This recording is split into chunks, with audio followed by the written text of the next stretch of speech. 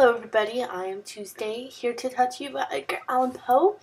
I am not really necessarily doing a poem as much as I'm doing just kind of talking about how he affected literature and kind of having that perspective and where he came from and his background. And Monday kind of did a little bit of facts, but I kind of want to take those facts and kind of weave them into how those events affected him and helped him write his stories, hence influencing literature.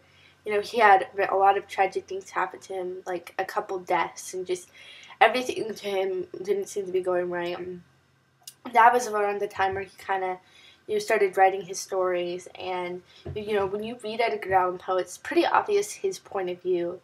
And I just got done studying Edgar Allan Poe in in literature, and he's considered a transcendental pessimist, which means that he doesn't really think that man can be saved or that they're just hopelessly lost, and that is not necessarily true. But I think when you read Edgar Allan Poe, you can definitely see that point of view coming through strong, and they have point of view. Really hard to kind of just read it.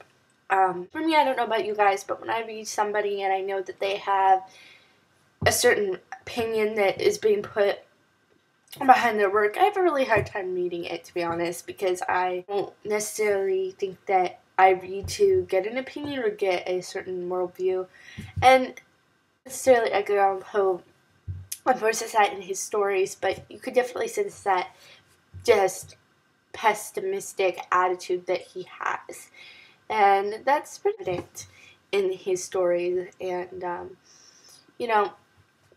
I think if I've talked to a lot of people who love Edgar Allan Poe, and they said it just kind of sucks you in, and then you kind of have to get pulled out again, because he just has he's very talented, but he also has this worldview where it's kind of sometimes it's like unhealthy to read a lot, is what people have described to me as. And it's an interesting thing. I've never really gotten too into Edgar Allan Poe, but the what I've read has been pretty good.